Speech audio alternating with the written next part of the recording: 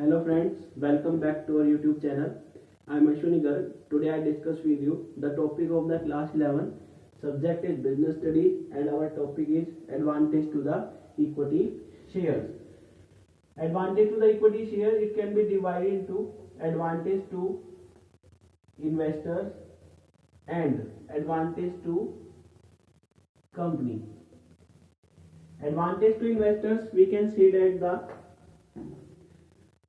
on the point of view equity share, that investors can get various type of benefit. Like first is to participate in management of company. Second one is to earn more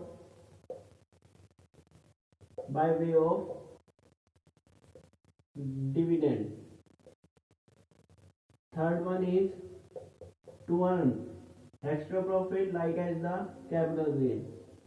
To earn capital gain. Equity shares के आपकी जो advantage है वो investors के लिए, company के लिए है. इन्वेस्टर्स के लिए फर्स्ट एडवांटेज है to participate in management. Second है to earn by way of dividend. Third है आपकी to earn capital gain. Company के लिए क्या है? Arrangement of permanent capital,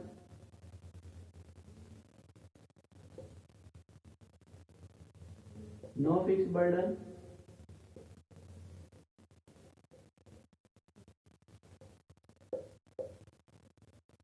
increase in credit worthiness,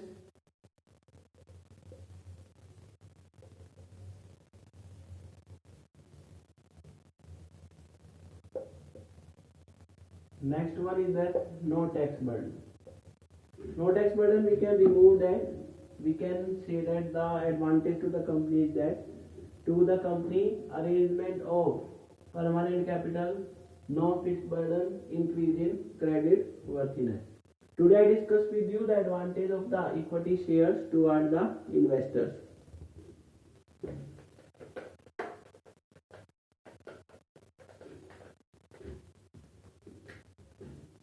First,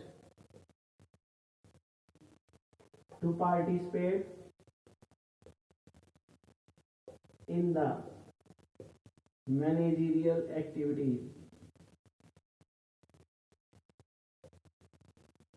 Everyone we know that the equity share are the real owner of the company. When a particular investor buy equity shares, then he becomes the real owner of the company. The real owner, we can say that he can participate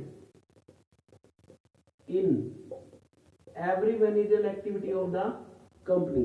किसी भी type की कोई भी managerial activity है, हर activity में वो participate करेगा.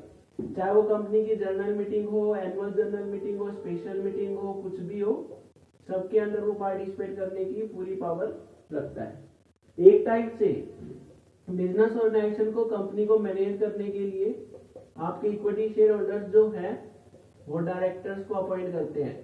क्योंकि इक्विटी शेयर होल्डर्स हर टाइम कंपनी के अंदर अवेलेबल नहीं हो सकते, इसलिए वो कंपनी को कंट्रोल करने के लिए, कंपनी को मैनेज करने के लिए किनको अपॉइंट करते हैं? डायरेक्टर्स को. तो इसलिए आपके जो इक्विटी शेयर होल्डर्स हैं इन्हें पार्टिसिपेट करने का पूरा राइट है. कंपनी के अंदर कोई भी वोटिंग होती है, उस वोटिंग करने का भी इन्हें पूरा राइट है. किसी भी टाइप का कोई भी डिसीजन लेना है, उस डिसीजन को लेने के लिए आपके इक्विटी शेयर होल्डर्स की कंप्लीट पावर होती है. इसलिए फर्स्ट एडवांटेज इन्वेस्टर्स के लिए to participate in managerial activity. Now the second one is to earn more by way of dividend.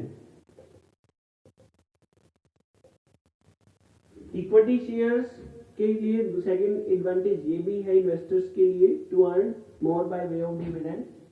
We know that equity share holders are the real owner and get the benefit of in the residual profit. Means the amount which is remain after the payment made to the interest on debenture as well as the payment made to the dividend on preference share.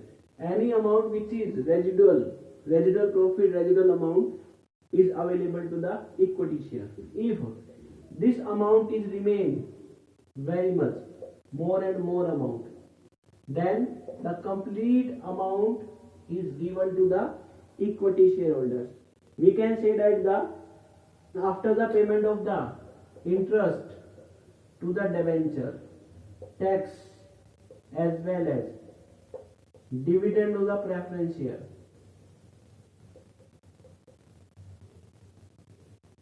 any amount which is remain,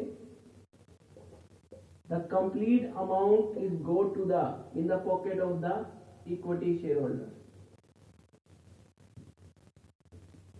अगर ये amount बहुत ज्यादा बची है तो equity share holder को बहुत ज्यादा बचे, इसका मतलब उनकी बहुत ज्यादा इनकम होगी। डिविडेंड का मतलब है कंपनी का जो प्रॉफिट हुआ, कंपनी के प्रॉफिट का जो भी पार्ट है, अगर हम उसे प्रॉफिट का कुछ पार्ट या ज्यादातर पार्ट शेयर होल्डर को डिस्ट्रीब्यूट करते हैं तो प्रॉफिट का जो पार्ट शेयर होल्डर्स को डिस्ट्रीब्यूट किया जाता है उसको डिविडेंड बोलते हैं।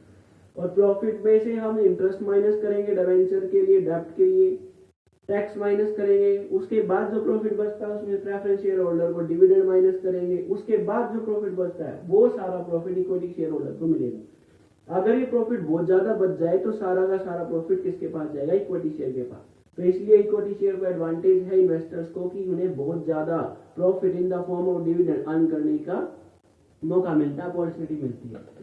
तो ये सेकंड आपकी इसकी एडवांटेज थी जिससे आपकी इक्विटी शेयर होल्डर की अर्निंग इंक्रीज होगी। Now the third one is to earn capital gain.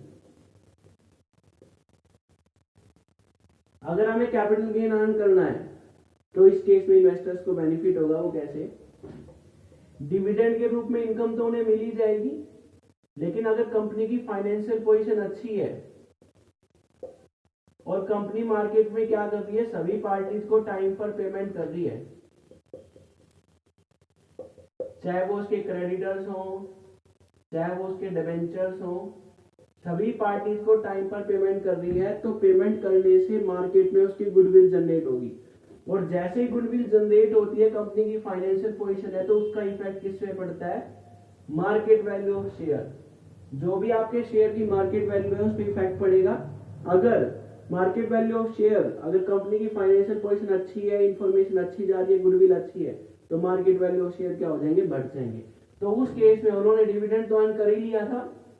Dividend earn करने के बाद जैसे ही market value of share, market price जो है वो आपकी इंक्रीज होगी, तो उस केस में आपका जो इन्वेस्टर है वो अपने शेयर्स को सेल करके कैपिटल गेन कमा सकता है। कहने का मतलब जैसे ही market value of share increase होंगे, इक्विटी शेयर होल्डर अपने शेयर्स बेचकर प्रॉफिट कमा सकते हैं। तो इसलिए आपके इन्वेस्टर्स के लिए बेनिफिट है कि वो अपने शेयर्स को मार्केट में सेल करके उसका बेनिफिट उठा सकते हैं। मार्केट में जैसे ही शेयर्स की मार्केट वैल्यू इंक्रीज होगी, वो मार्केट वैल्यू इंक्रीज होते उसको बेच देंगे और कैपिटल गेन अर्न कर लेंगे। तो आज हमने आपके साथ डिस्कस किया है about the advantage of the investors of the equity shares to participate in the managerial activities to earn more by way of dividend to earn capital profit. I hope it's clear to you. Thanks. Have a nice